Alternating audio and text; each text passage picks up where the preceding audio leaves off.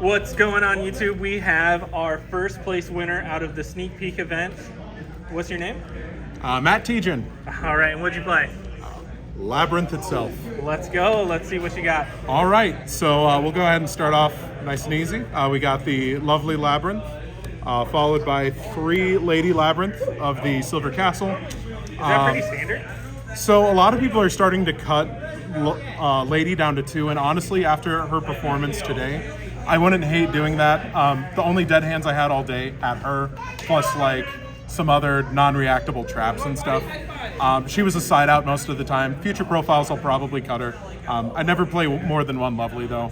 If she's gone, you can still win with beatdown and stuff. So next we got the 3 Ariana. This deck desperately needs a normal summon. This is the only one at the moment. She's a must-see, I'd say maybe in the trap-heavy versions of the deck. This one focuses a little bit more about the hand trap interruptions. You can maybe cut her down to 2. I wouldn't play less than 3, though, if you're running the furniture build. Speaking of the furniture, we got 3 Chandra, 3 Toby, and 1 Coup Clock. I liked Coup Clock. Obviously, it's crazy with the furniture build. I don't think I'd ever play more than one of it.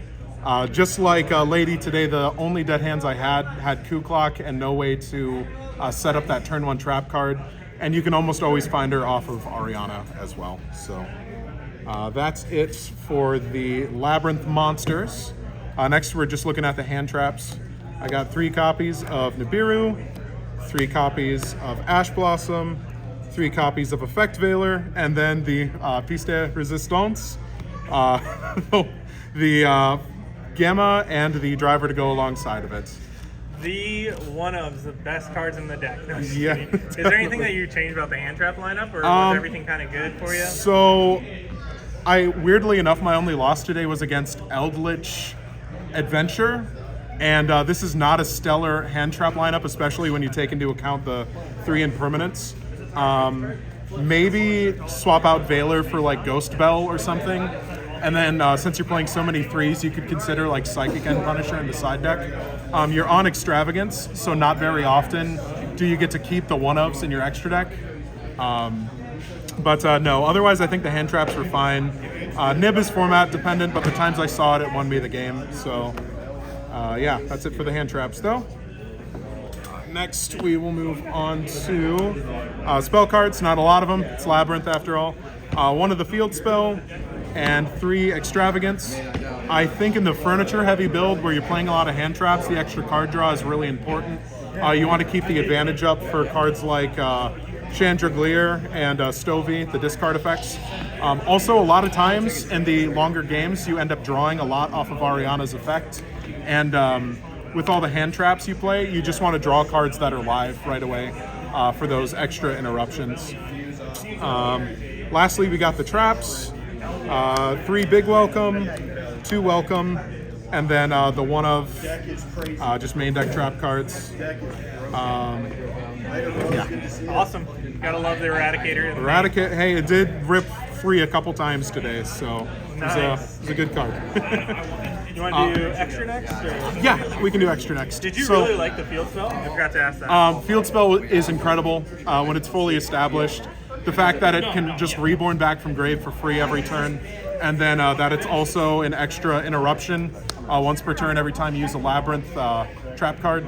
You're using them on your turn and your opponent's turn after turn 1, like every time basically, so it just becomes a free pop nonstop.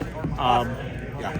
Again, it's a 1-of though because it's searchable off of the furniture as well. You can set it. So extra deck, I'm not gonna lie, I kind of threw the extra and the side together last minute.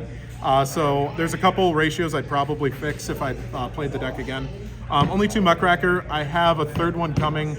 I'd play 3 of it. It never really came up today. As a matter of fact, the one time I did make it, I lost to a Bestial trying to bring back lovely Labyrinth. So, but it is just like the best generic Fiend. It also plays really well with Chaos Angel, which we're playing 2 of. This one is probably the only other one I'd go up to 3 on. They're the 2 really like extra deck summons that come up. They're both Fiends, so they play really well with each other. And then, yeah, Chaos Angel's crazy because not only it's actually on summon for its banish effect. So if you summon it off of Muckracker or the field spell, you get an additional banish with it if you link it off or something. Let's go. Otherwise, the other links I'm playing, just a Phoenix, the out for everything, and then the 2 Bucephalus. And then for the synchros, I am playing the 1-of copy of Malong as well. Yeah, Xyz, we're running Exciton, Baguska, and Aggregator. I'll give you a hint. I am playing the copy of, what's it called? I'm playing Ultimate Slayer in the side deck. So I just wanted a good send off of every type of extra deck monster. Malong for Synchro, Bucephalus for Link, and then Aggregator for Xyz. And then for the fusions, we're playing the Garuras for Bucephalus and the Nates. I thought I had 2 Nates in here. I guess only one made it into the list somehow. It was great though. Never banished it off X-Draft when I needed it. So Better lucky than good. better No, lucky just than. kidding. Hey, luck is a part of skill. I'll That have is you know. fair. All right.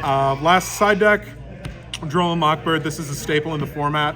Honestly, I'd probably main deck this over something like Nibiru just because it's applicable in more matchups. Even a lot of the control-heavy matchups, every deck searches a million So you times. think even swapping those around would be good? Yeah, I'd try and make room for them in the main deck. Maybe I cut Driver and Gamma too, just so I have more live cards. Fair enough. Ultimate Slayer, only saw it once today. It was against Sword Soul, but I sent Malong and it just outed his whole board by itself. And then from there, I was just able to play through and outpace him.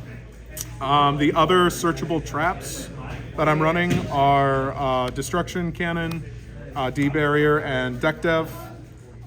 D-Barrier makes sense. Deck Dev is for stuff like Sprite with smaller numbers, and Karma Cannon I think might actually make the main deck from here on out. It overperformed when I saw it, and it is just an out to pretty much any board state if it resolves. So Card is crazy. card is crazy.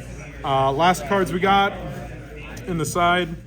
We got 3 evenly matched for going second, and we got the 3 floods in the deck, skill drain. Never saw it today, never even sided it in, honestly. I've seen people run Gozen or the Rivalry of Warlords. Both of those work well for this deck because you're playing almost entirely Dark Fiends. Might consider those in the future, but they were fine for today. So Awesome. Well, thank you for the deck profile. You want to show off your winnings? the winnings, yes. So it was the pre-release event. So we ended up getting a nice, pretty ultra rare copy of the Crimson Dragon. I'm excited to mess around with this a bit more in the future and play it in. I got some Adventure Synchron decks I'm working on, as well as some Monadium. So maybe in the future, those will make it on here as well.